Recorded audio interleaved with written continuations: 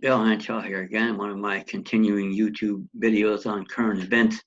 This one isn't so much current, but it explains a lot of what's going on today. Because those of you that have followed my videos know that the crown jewel of my issues is that there are no states. And that's not me saying it. I've got an 82-page brief available in my constitutional defense document packets, modestly priced document packets. You can send for information about that. Send me an email, youwinnincourt@gmail.com. And I'll get things back to you with a couple of bonus documents and we can go from there. That said, no states. What that in effect means is that there's no government anywhere in sight. State, local, Washington, D.C., not there. These are anarchist arguments. I get that. But we are not the anarchists. Those bastards are based at 120 Broadway, New York, New York gangsters. And what has happened here? And it all goes back, actually further back, but the 14th Amendment was the coup de grace, as far as I'm concerned.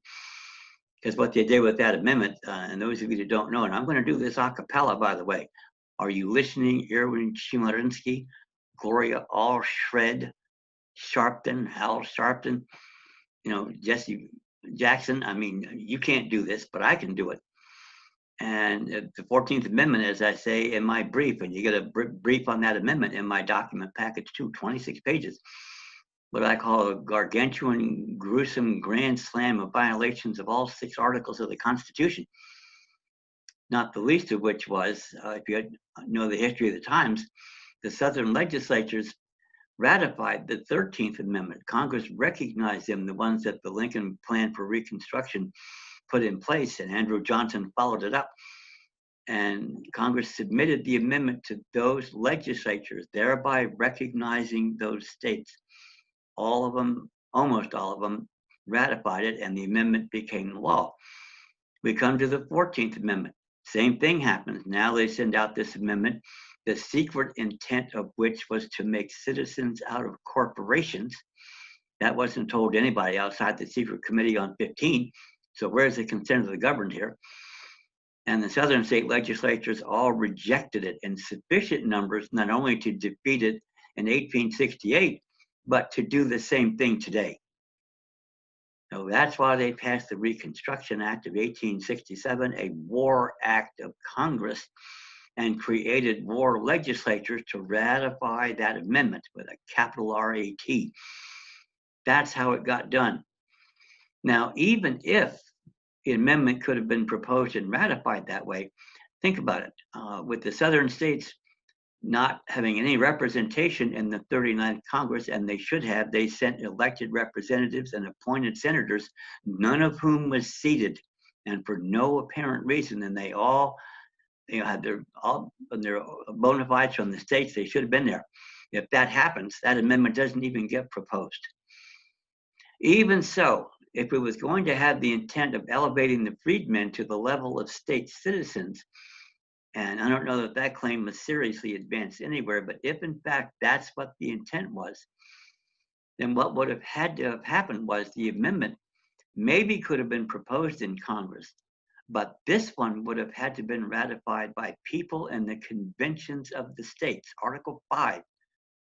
Okay, the state legislatures, which are our agents in there for crying out loud, can't waive our sovereignty and they can't add to it without our permission. That's the way it is. Okay, principal and agent. And if you can violate the Constitution in doing that, that opens up the door to exactly what's happened in the ensuing 150 years. So that's another reason that it doesn't work. It destroyed the Republican form of government guaranteed to the states, Article 4, Section 4, issue that's never been yet before the 9/0 fart. Are you listening, John Roberts? It's coming.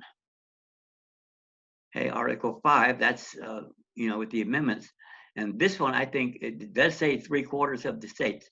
But I think for this particular amendment, especially with the War Amendment, even if it could be ratified, it would have had to have been unanimous.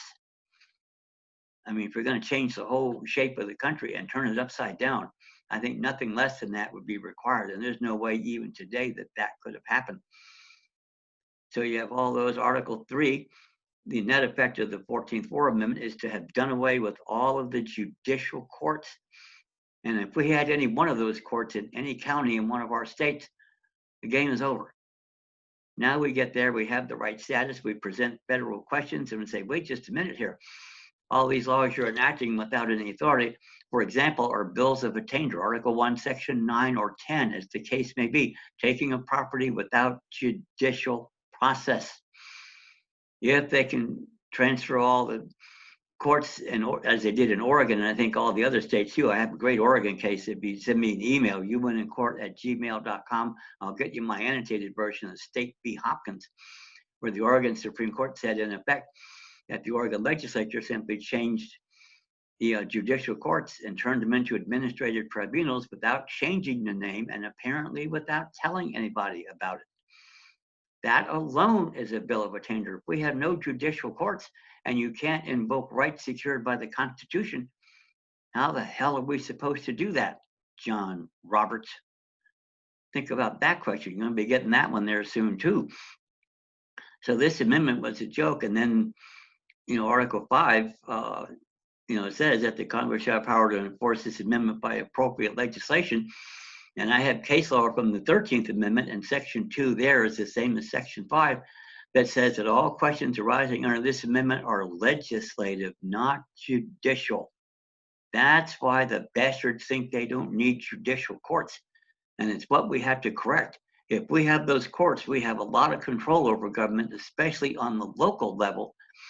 And this almost immediately takes care of all these problems with law enforcement thugs who shouldn't be there in the first place. When I was growing up, we had peace officers.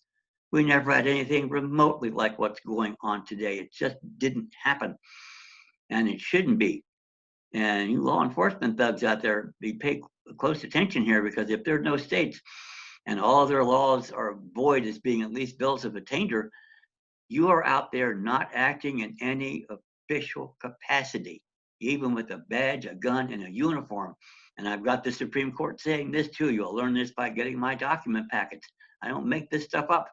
We have the right to self-defense here. Let us hope it doesn't come to it, but if you're going to continue to do what you're doing, and we have yet another black man that found himself at the end of a knee of a white cop in Columbia, South Carolina. Luckily, this one didn't turn out to be a murder. And the damn police chief says there, well, no harm, no foul. His knee just slipped and got into the wrong position. Guy was resisting arrest. Right. How do you resist an arrest in a court that wouldn't have any jurisdiction? Tell me that. So that said, this stuff has to change, and we can change it, but you can't do it with civil rights. Jesse Jackson and Al Sharpton, you're on the backs of your own people here doing this BS, keeping you in power and selling your people out. Civil rights was never designed to do that. Once in a great while, as will happen in Minnesota, they'll have to make it look good. That part's true. But we realize that 95+% of civil rights cases that get filed go in the circular file on the first motion. That tells you. And the ones that succeed, by the way, and you LGBTQ types pay attention here too, because the only rights that you may have here emanate from Section 5 of the 14th War Amendment. Anybody who claims rights there is saying, in effect, we're committing acts of treason to the Constitution by invoking federal, regional, martial law to do it. That itself may disqualify any of the claimants of those kind of rights from any rights at all. That's an open question at this point, but you better think about that, because if you're committing acts of treason, that's not a very good reference to apply for citizenship of the United States as was known before the 14th Amendment. It's not how it works.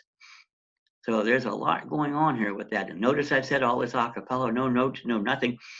And I did it in open court in Columbia, South Carolina. As I said, shut them up in 30 seconds, not with this speech, but I let them have it, and good, and they never recovered from it. You can learn to do the same thing, and you don't have to do it as well as I do. And it won't take you 10,000 hours like it took me either. I was something of a slow learner, but then back in the day, no internet, no online access, no nothing. So it took a little longer, but having learned from those musty old law books, I happen to learn very well that way. And I have a great memory, but it's, by the way, a lot more than names, dates, and places. It really is. And if they taught that in schools, you would learn it yourself in the 9th through 12th grades and have a solid background. which you don't have because they don't teach it. The only thing we ever heard, for example, about Andrew Johnson was he was the first president that was impeached. They didn't tell us he was impeached for violating the Tenure of Office Act that the Supreme Court ruled unconstitutional 60 years later, or that the real reason was he was telling the truth with his vetoes of the War Acts of the 39th Congress. If I had read one of those in 10th grade U.S. history, my life would have been different 50 years ago. It's the truth they're keeping from us and what I'm trying to get to you so you can not only use it, but with the dire threat here, as soon as they get a vaccine for this COVID crap, coming around knocking on your front doors with federal military troops, needles in hand, and maybe a couple of bazookas too, for all we know, and threaten your children with the vaccine that we have no idea what the hell is in it, who ordered it, what the lawful authority is. There's some real problems here. By the way, I've got a special COVID packet now that's going to be available, and ask about that too. And what we're going to do is set some administrative records, and I'm petitioning the 9/0 parts with a class action suit to prevent Trump or anyone else from doing this.